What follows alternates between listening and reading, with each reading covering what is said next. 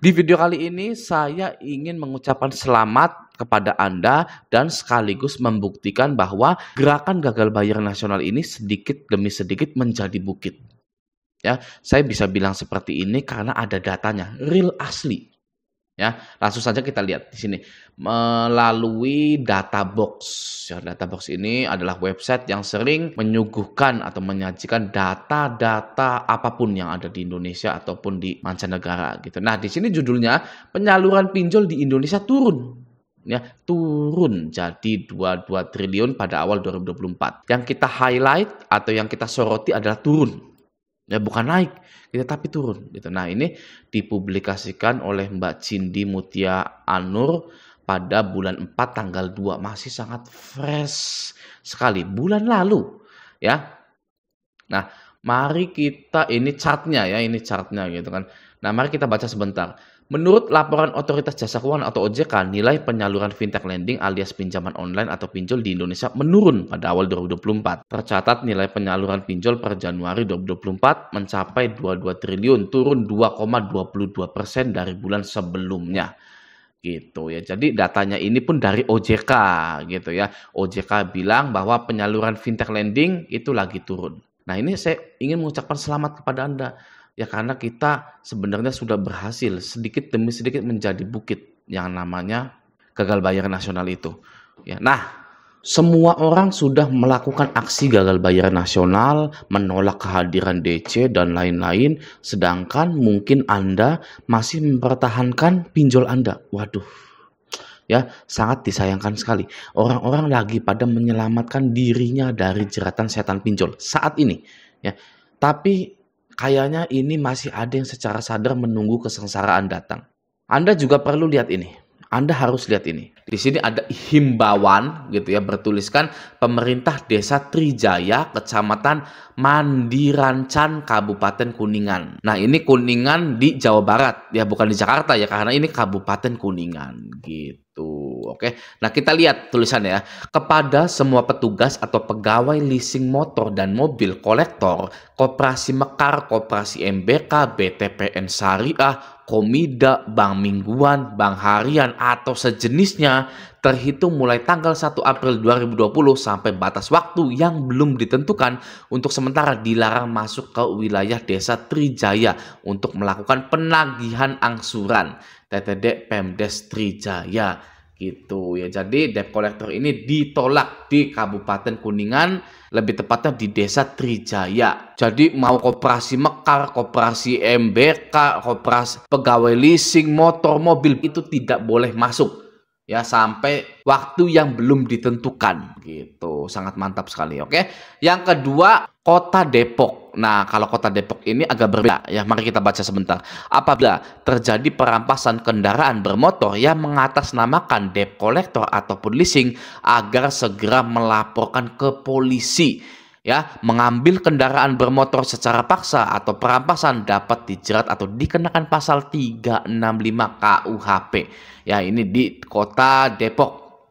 Ya, jadi debt collector ataupun leasing yang menarik kendaraan, entah itu mobil, motor, atau merampas barang-barang di rumah, itu dapat dijerat atau dikenakan pasal 365 KUHP gitu ya. Jadi jangan pernah takut lagi ya. Misalkan ada debt collector pinjol, karena pinjol ini tidak ada agunannya, tidak ada jaminannya, maka DC ini bertindak seenaknya ingin merampas barang di rumah Anda gitu ya, sebagai jaminan agar Anda itu bayar gitu. Nah, itu nggak boleh ya. Itu bisa dikenakan pasal 365 KUHP. Anda kalau tidak ada uang, tidak bisa lagi bayar di pinjol, sudah. Anda tidak perlu mengganti hutang Anda dengan barang-barang di rumah Anda. Ya, jika Anda itu didatangi DC lapangan, bilang tidak ada uang Mas, mohon maaf ya, mau sampai kapanpun saya tidak ada uang, saya tidak bayar.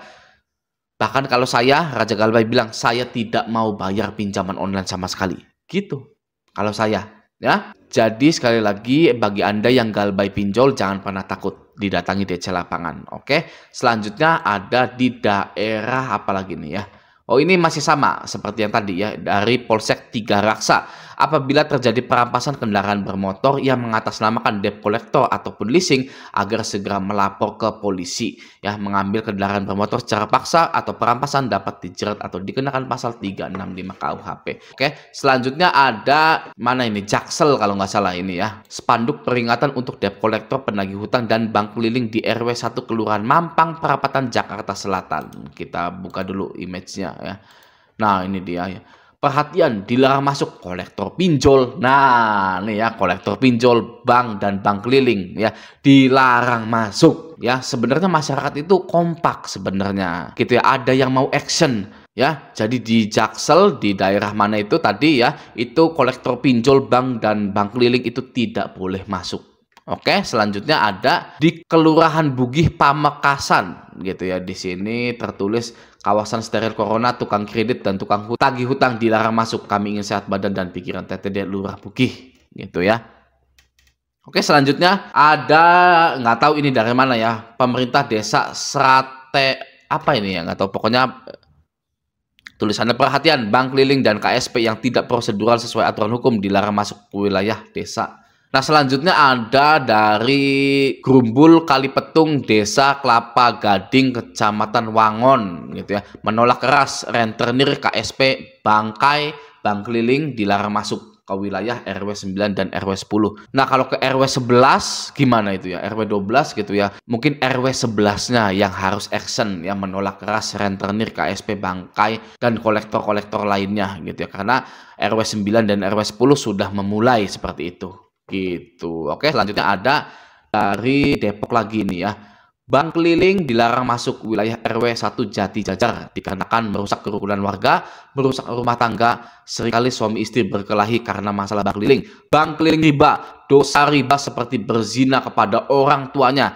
Hormat kami pengurus RW 1 dan pengurus RT se-RW 01. Ini di Jati Jajar, Kecamatan Tapes, Depok gitu ya kalau nggak salah ya. Jadi bukan hanya debt collector saja ya, tapi marketingnya yang minjemin uangnya pun tidak boleh masuk. Ya. Di sini tertulis seringkali suami istri berkelahi karena masalah bank keliling ya. Jadi mungkin di daerah ini ada banyak yang bertengkar sampai bentak-bentakan sampai RT atau RW itu turun untuk menangani kasus-kasus pertengkaran suami istri karena bank keliling tersebut. Gitu ya. Jadi Pak RW 01 Jati Jajar ini melarang bank keliling masuk ke daerah tersebut ya. Nah, jika penduduk RW 1 Jati Jajar ada yang nakal, ini pasti kena hukuman sosial gitu ya. Pasti wah ditegur, lain-lain gitu ya, di sidang dan lain-lain pokoknya gitu ya. Oke, selanjutnya ada di mana ini saya kurang tahu ya. Tapi di sini tulisannya melarang keras bank keliling, pinjaman koperasi, rentenir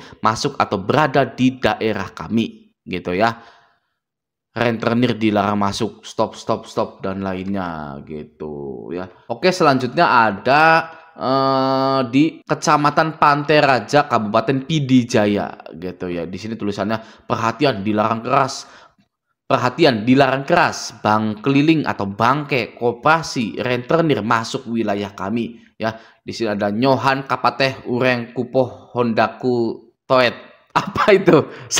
Apa itu ya? Artinya coba ada nggak yang orang Pidijaya? Nyohan kapateh ureng kupoh hondaku toet.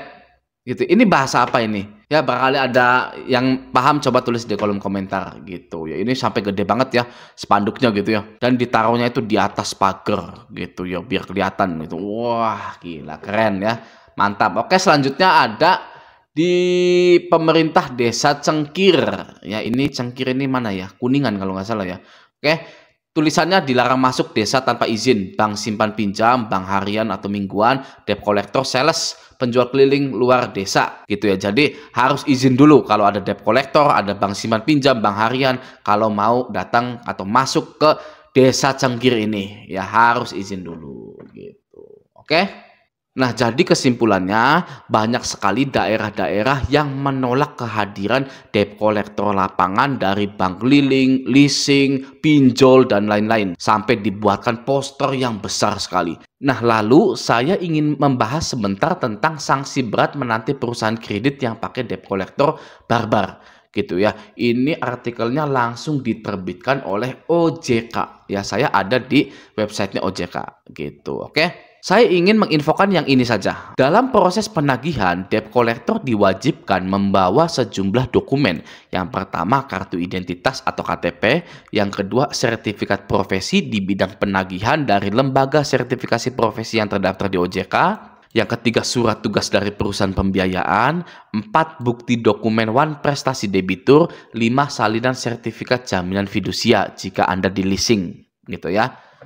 Nah, selanjutnya dalam menjalankan proses penagihan, debt collector dilarang melakukan tindakan-tindakan yang berpotensi menimbulkan masalah hukum dan sosial, antara lain yang pertama menggunakan ancaman, gitu ya. Itu tidak boleh. Menagih menggunakan cara ancaman itu sebenarnya tidak boleh, ya. Tapi fakta di lapangannya DCWA, DC telepon itu menagih menggunakan ancaman. Nah, kalau sudah seperti itu, yang waras ngalah. Ya, kita-kita yang waras ini ngalah. Sudah ada aturannya tapi tetap dilanggar saja. Maka dari itu jangan pernah ditanggapi penagihan-penagihan dari DC WA pinjol tersebut. Oke, selanjutnya nomor 2, melakukan tindakan kekerasan yang bersifat mempermalukan. Nah, entah ini offline, entah ini online, gitu ya. Masih banyak juga DC WA itu mempermalukan nasabahnya dengan cara menyebar data atau menghubungi kondar lalu menghina-hina kondar tersebut atau menghina-hina pribadi yang berhutang tersebut, ya, atau menghubungi yang tidak punya sangkut paut tentang hutang dari nasabah tersebut atau menagih orang lain, gitu ya. Masih saja seperti itu. Nah, kalau sudah seperti itu Anda abaikan saja. Ya, tidak perlu dipusingin, abaikan saja karena pasti berlalu. Oke, durasi sebar data, durasi menghubungi kondar itu palingan hanya seminggu saja, ya, tidak lebih dari 2 minggu.